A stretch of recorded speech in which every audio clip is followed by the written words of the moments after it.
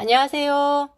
오늘은 시골 텃세에 대해서 이야기를 해볼까 합니다. 저희가 당한 텃세는 아니고요. 저희가 정착한 마을에서 한 30m 정도 떨어진 곳에 전원주택을 짓고 살고 계신 기촌 부부가 계시거든요. 그분들 이야기인데, 그분들이 기촌을 하면서 전기 설치를 하고 상수도를 마을에서 땡겨 가려고 했었어요. 그래서 마을 사람들에게 허락을 구했는데 마을 사람들이 허락을 해주지를 않았죠.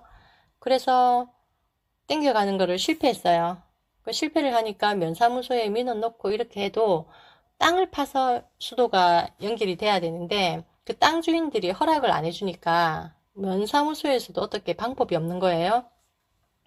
근데 마을 사람들이 상수도를 내주는 조건으로 거금을 요구를 했었어요. 거금을 요구하니까 기촌 부부는 줄 수가 없는 거죠. 거금이라서 줄 수가 없죠. 그래서 막 고민을 하다가 지하수를 파야 되나, 뭐 물을 또 어떻게 땡겨오지 고민을 하다가 자기 집 뒤로 가면은 약간 낮은 동산이 있는데 그 동산만 살짝 넘으면 다른 마을이 나오거든요. 그 마을 찾아가가지고 이장님과 막 얘기를 하니까 이장님께서 기꺼이 허락해 주셔가지고 다른 마을에서 수도를 땡겨왔어요. 그렇게 수도를 쓰고 있으니까 동네 사람들이 또 하루는 기촌 부부한테 찾아가가지고 동산을 왔다 갔다 하다 보면 자기네들도 손도 씻어야 되고 물을 사용할 수도 있으니까 마당 밖으로 이제 물을 좀 내달라 그렇게 얘기를 한 거죠. 기촌 부부가 물을 내줬겠습니까? 당연히 안 해주죠. 2천만 원 주면 야외에 수도 설치해 주겠다 그렇게 말을 했다고 해요. 그랬더니 마을 사람들은 까무러치죠. 그럼 마을 사람들은 2천만 원을 주겠어요? 당연히 안 주죠. 그렇게 서로 간의 감정의 골만 깊어지는 사건이 된 거죠.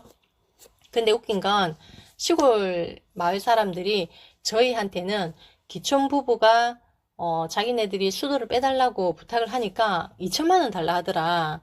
그러면서 엄청 나쁜 사람이라고 그렇게 얘기를 했었어요. 그래서 이제 저희는 아, 그런 일도 있구나. 기촌했는데 참 사람들이 희한한 사람들이군. 뭐 그렇게 하고 넘어갔어요. 근데 어느 날은 저희 친구가 시골에서 가게를 하고 있으니까 기촌 부부가 소문을 듣고 찾아온 거예요. 찾아와서 차를 마시면서 얘기를 하는데 자기들이 기촌해가지고 상수도 문제로 여차저차해서 2천만 원을 요구를 했다. 근데 시골 사람들이 거액을 요구해서 자기네들도 화가 나서 그대로 대갚아줬다. 그래 말을 하더라고요. 그 말을 들으니까 어찌나 어이가 없고 웃긴지. 이게 시골 사람들은 자기네들 잘못한 부분은 쏙 빼고 상대방 탓만 그렇게 하고 있었던 거잖아요. 그 말이라는 게 뭐 어떤 말도 그렇고 어떤 사건을 우리가 대할 때 한쪽 얘기만 듣고 판단할 수는 없겠구나. 그런 생각을 했었고요. 말이 또 아가 다르고 어가 다르잖아요. 사람이라는 게 대화를 하다 보면 서로의 화법이나 뭐 억양이나 제스처 이런 게 달라가지고 트러블이 일어날 수도 있는데 노골적으로 돈을 요구했고 또 상대가 안 갚음한다고 노골적으로 또 돈을 요구하고 막 그랬잖아요.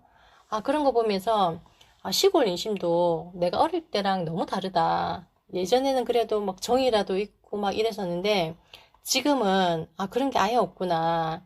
기본 텃세는 있다고 봐요. 그거는 시골뿐만 아니고 도시도 그렇고 어디든지 텃세는 있기 마련인데 그게 시골 텃세가 조금 더 심하다? 이런 생각은 들었었어요. 사실 텃세라는 것도 극복 못할 텃세는 없다고 생각하거든요.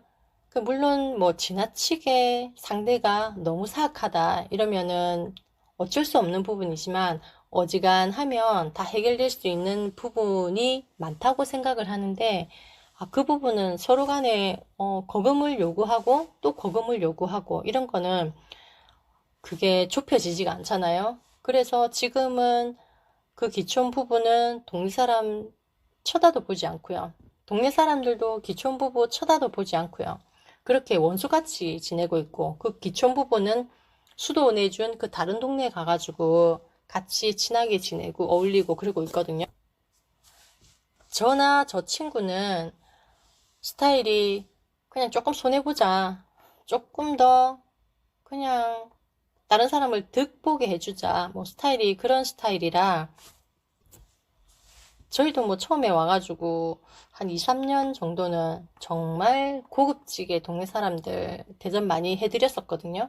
지금은 우리가 이제 할 만큼 했으니까 좋은 사람, 나쁜 사람 이렇게 뭐 구분을 지어가지고 거리 두기도 하고 또 괜찮은 사람하고는 그래도 적당히 이렇게 친하게 지내고 그렇게 하는데 시골에 귀농을 하든 기촌을 하든 관심이 있는 분들은 시골 텃세 때문에 막 걱정을 하고 계실 거란 말이에요. 근데 크게 걱정할 거는 없는 게 어차피 시골이나 도시나 그 텃세는 있기 마련이고 그 텃세라는 거는 내가 조금만 손해보고 내가 조금만 더 희생하면 크게 서로 간에 문제 없이 지낼 수 있는 부분이기도 하거든요. 다만 내 것을 지키기 위해서 끊어야 될 부분은 끊어야 되고 정확하게 얘기할 부분은 해야 되는데 그런 부분이 아니라면 그냥 내가 대접받고 싶은 대로 대접을 그냥 해주면 되는 거예요.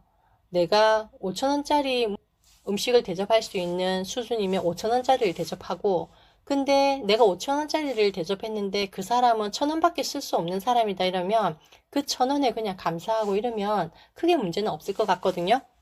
그리고 시골은 내가 처음에 귀농이나 기촌했을 때 주구장창 들락날락 거리는 사람들 있잖아요. 그런 사람들은 사실 거르는 게 좋아요. 그런 사람 치고 엄청 괜찮은 사람은 별로 못 본 것 같아요. 그리고 시골에 가서 이제 적응하고 생활하면서 뭐 아름아름 알아가잖아요. 알아가면서 사람을 알다 보면 진짜 괜찮은 사람들은 숨어 지내요. 그 사람들이 일부러 숨어 지내는 건 아닌데 자기 일 그냥 열심히 하고 뭐 하다 보니까 누가 오든 크게 상관없고 그냥 자기 일만 열심히 하고 뭐 뒤로 이렇게 챙겨주고 이런 사람들이 많거든요. 그러니까 시골에 가면 두루두루 그냥 잘 지내되 잘 살피면 그 중에 정말 진국인 사람을 만날 수도 있으니까 시골 텃세는 내가 약간만 손해보고 내가 약간만 더 그 사람들을 위해서 위해준다 이래 생각하면 크게 문제될 건 없고요. 그냥 시골에 이런 텃세도 있구나 생각하시면 될 것 같아요. 오늘은 시골 텃세에 대해서 말씀을 드렸고요. 다음에는 제가 더 좋은 영상으로 찾아뵙도록 하겠습니다. 감사합니다.